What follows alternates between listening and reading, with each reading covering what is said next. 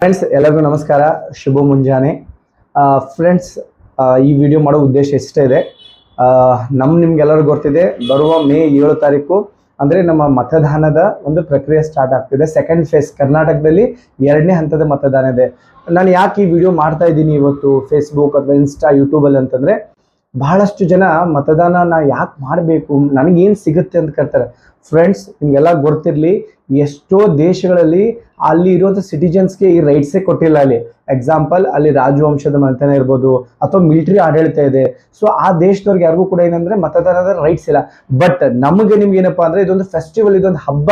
ನಾವೆಲ್ಲರೂ ಕೂಡ ಕಡ್ಡಾಯವಾಗಿ ಈ ಒಂದು ಮತದಾನ ಮಾಡಬೇಕಾಗುತ್ತೆ. ಮತದಾನ ನಿಮ್ಮ ಮೇಲೆ ಒಂದು ಆದ್ಯ ಕರ್ತವ್ಯ ಮಾಡಿ ಫ್ರೆಂಡ್ಸ್. ಯಾಕೆ ಮತದಾನ ಮಾಡ್ಬೇಕಂದ್ರೆ, ಒಂದು ಸದೃಢವಾದ ಭಾರತ ನಿರ್ಮಾಣಕ್ಕಾಗಿ ಮಾಡಬೇಕು. ಯಾಕೆ ನಾವು ಮತದಾನ ಮಾಡ್ಬೇಕಂತಂದ್ರೆ, ನಮ್ಮ ರಾಷ್ಟ್ರದ ಒಂದು ಕರ್ತವ್ಯ, ನಿಮ್ಮ ಎಲ್ಲರದ್ದು ಒಂದು ಕರ್ತವ್ಯ, ವೋಟರ್ಸ್ ಒಂದು ಕರ್ತವ್ಯ ಇದೆ. ಅದೇ ರೀತಿ ನಮ್ಮ